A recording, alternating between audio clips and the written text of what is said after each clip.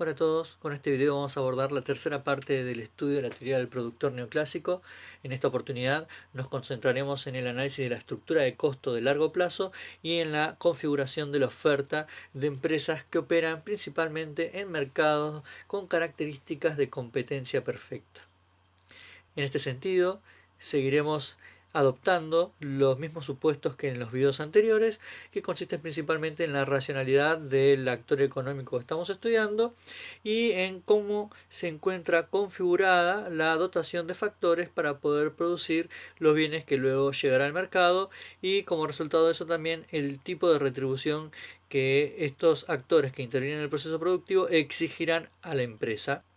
Entonces, haciendo un breve repaso de lo que vimos en la clase pasada, lo que podemos decir es que habíamos llegado a la construcción de la curva de costo total a partir del análisis que hicimos de los diferentes puntos de equilibrio que puede lograr una empresa en la conciliación entre la recta isocostos y la curva isocuanta.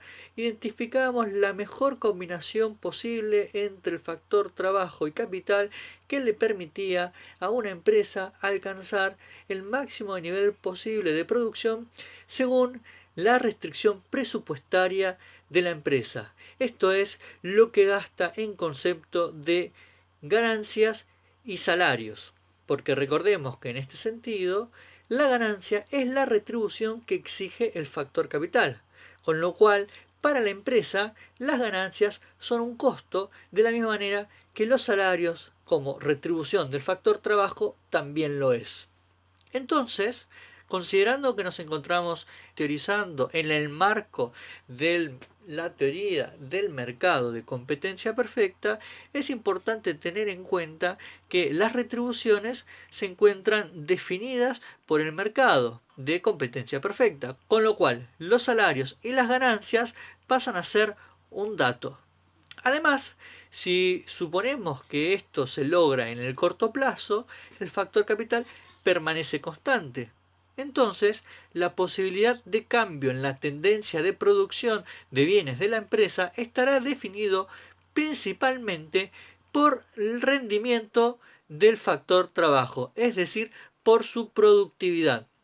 Suponiendo que opera la ley de los rendimientos decrecientes del factor trabajo, lo que ocurre es que la curva de costo total presentará una tendencia creciente, ya que el factor trabajo rinde cada vez menos, pero su retribución permanece constante, porque como hemos adelantado, suponemos que se adquiere en un mercado de competencia perfecta. Entonces, frente a una misma retribución, pero con un rendimiento cada vez menor, se supone que los costos presentarán una tendencia creciente, crecerán cada vez más.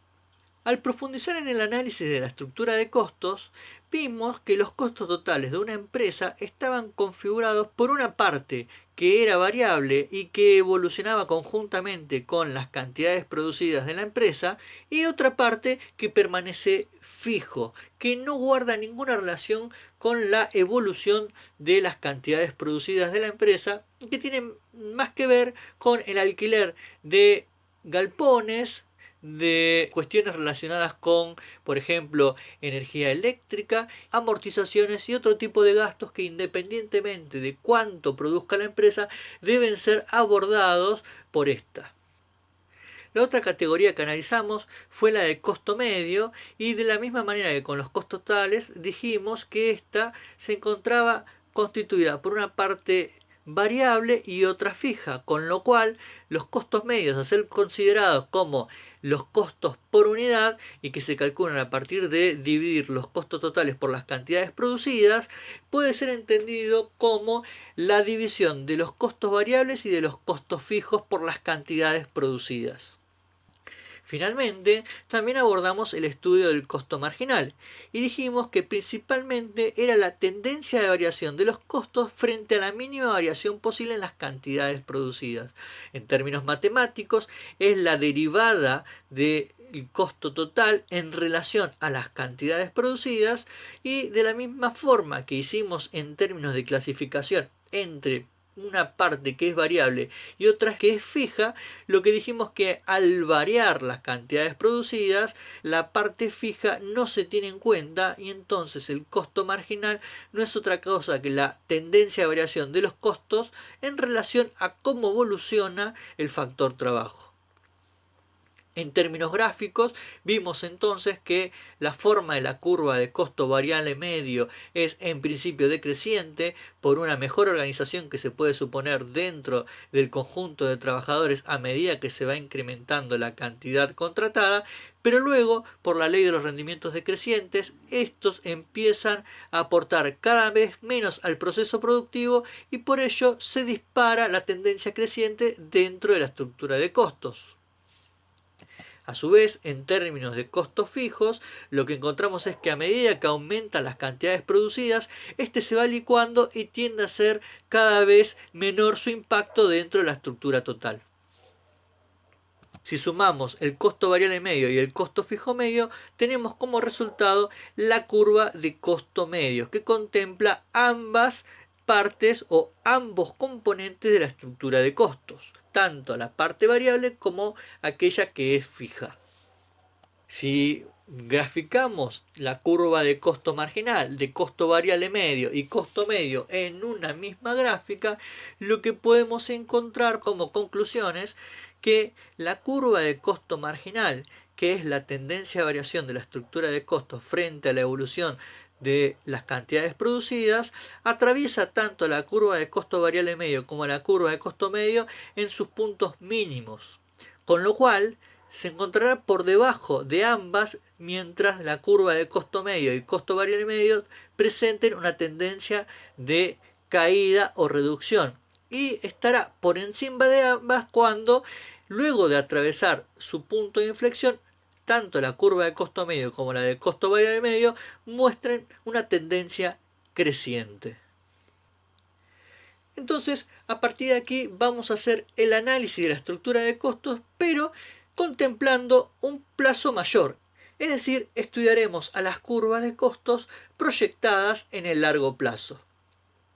En ese sentido, es importante señalar que en el largo plazo todos los factores son variables, tanto el factor trabajo como el factor capital.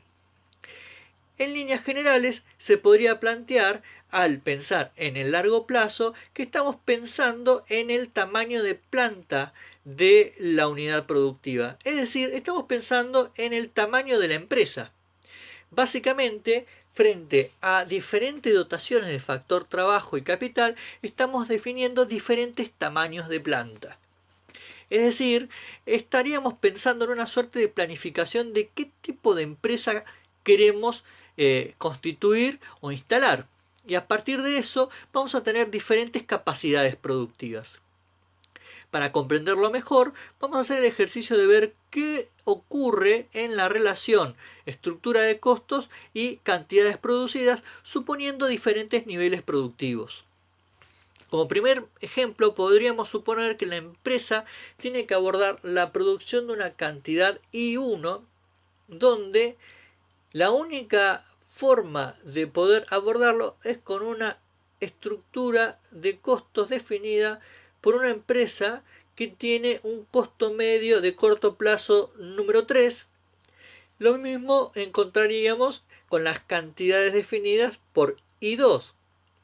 Sin embargo, si tuviéramos, a partir de este esquema muy arbitrario, pero muy ilustrativo también a los efectos del ejemplo que se busca dar para la comprensión de las curvas de costo y de costo medio en particular de largo plazo, podríamos suponer que frente a la necesidad de abordar la producción de una cantidad I3, el empresario podría tener más de una posibilidad. Entonces también podría suponer alcanzar estas cantidades con una estructura productiva mayor a la descrita anteriormente y por ejemplo tendría dos posibilidades.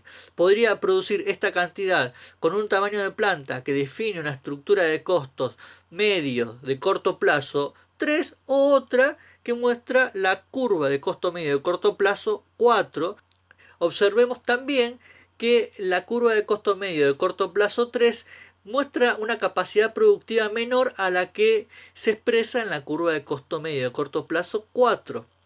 En este sentido, es evidente que resulta mucho más conveniente la curva de costo medio C3, porque muestra un nivel mucho menor a la curva de costo medio C4. Fíjense que el costo por unidad que nos muestra la curva 3 está por debajo al costo por unidad que nos muestra la curva número 4. En las cantidades producidas para I4, fíjense que tenemos tres posibilidades, donde la que muestra un mayor costo por unidad es la número 5 y el menor costo por unidad es la número 4.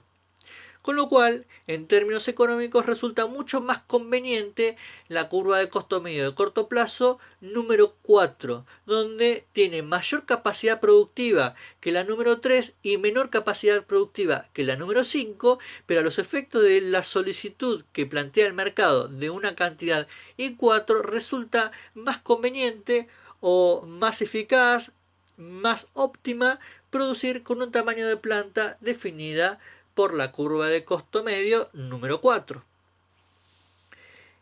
Con este razonamiento, entonces, vamos a tratar de construir una curva de costo medio de largo plazo, donde principalmente se tenga en cuenta los menores niveles de costos definidas por cada una de estas curvas, es decir, una envolvente de todas ellas en sus puntos mínimos.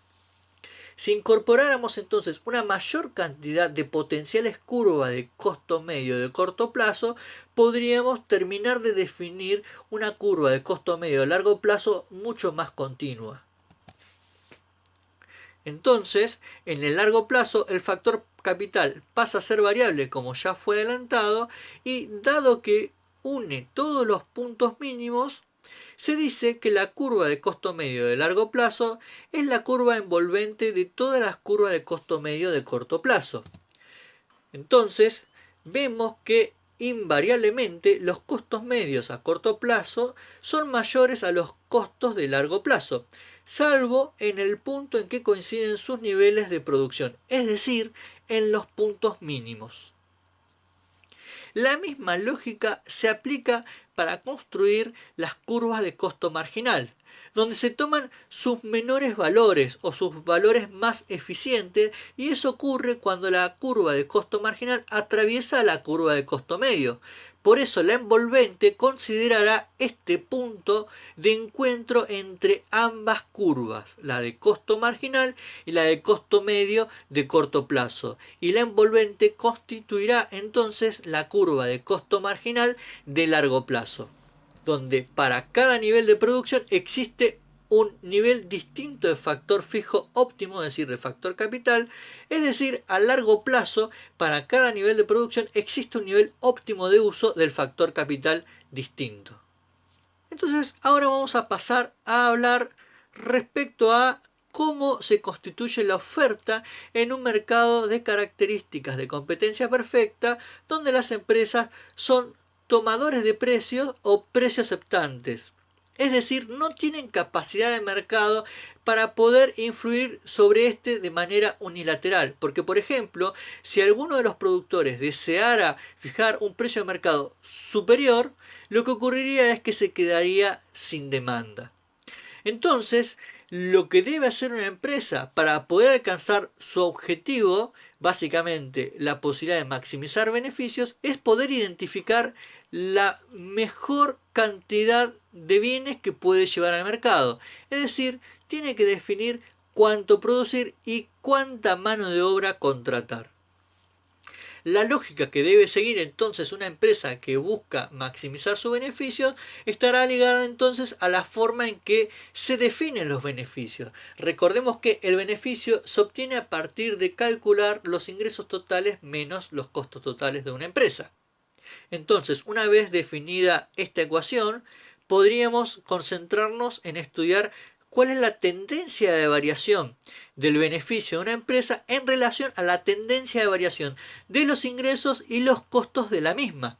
Es decir, manteniendo la igualdad, podríamos plantear que el beneficio marginal de una empresa es igual al ingreso marginal menos el costo marginal. Si una empresa busca maximizar sus beneficios, debemos suponer que existe tal posibilidad. Y vamos a ver cómo se vería reflejado eso en términos gráficos. Fíjense que acá tenemos una curva de beneficios que presenta un punto máximo. Y vemos qué ocurre en cuanto a la relación entre la variable beneficios y el nivel de producción. Fíjense que los beneficios tienden a crecer cada vez menos a medida que crece el nivel de producción.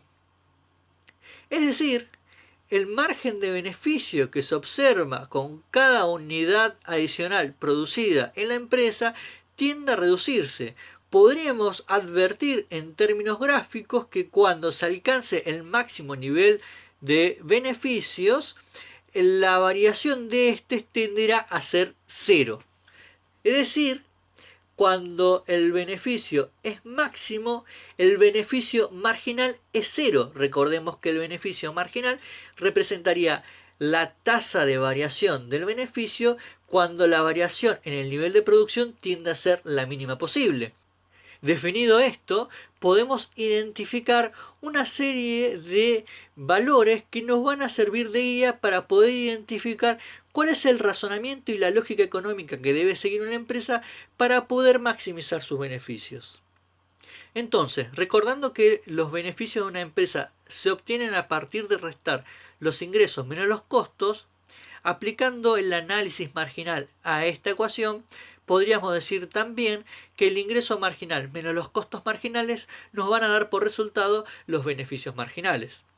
Además, sabiendo que la empresa maximiza sus beneficios cuando el beneficio marginal es igual a cero, podríamos arribar a la siguiente conclusión: que una empresa logra maximizar sus beneficios cuando el ingreso marginal es igual al costo marginal, ya que el ingreso marginal menos el costo marginal nos tiene que dar igual a cero.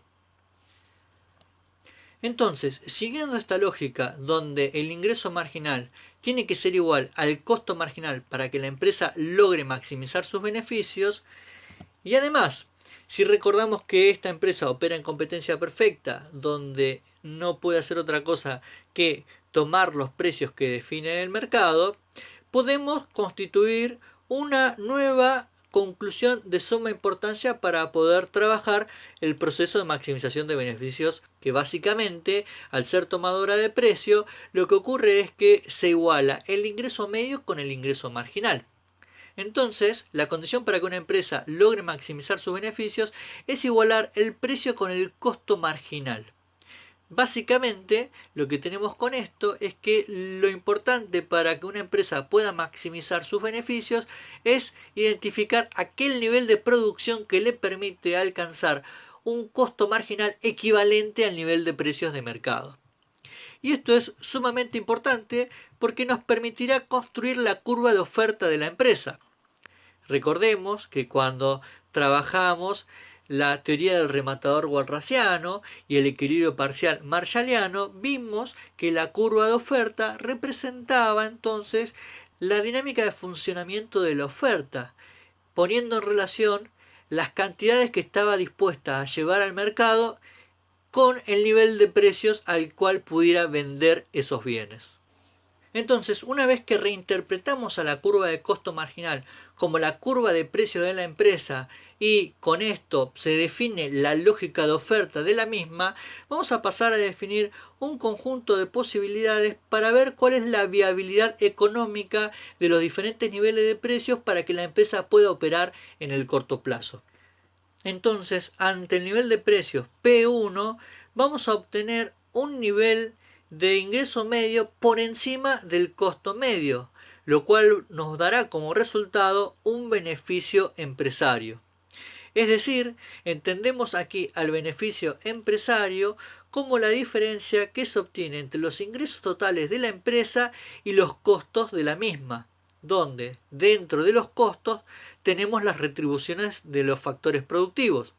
Recordemos que beneficio y ganancia son dos cosas diferentes. Las ganancias son las retribuciones que se pagan al factor capital, mientras que el beneficio es la rentabilidad empresaria que se tiene por operar en un mercado luego de hacer frente a las retribuciones de los actores que intervienen del proceso productivo. Luego, si pensamos en otro nivel de precio como el que plantea el P2, vemos aquí que la empresa no tiene beneficio económico porque el ingreso medio se iguala con el costo medio. Es decir, el ingreso por unidad vendida es igual al costo por unidad vendida. El ingreso por unidad producida es igual al costo por unidad producida. Los ingresos totales de la empresa alcanzan para cubrir los costos totales, donde tenemos las retribuciones al factor trabajo y al capital.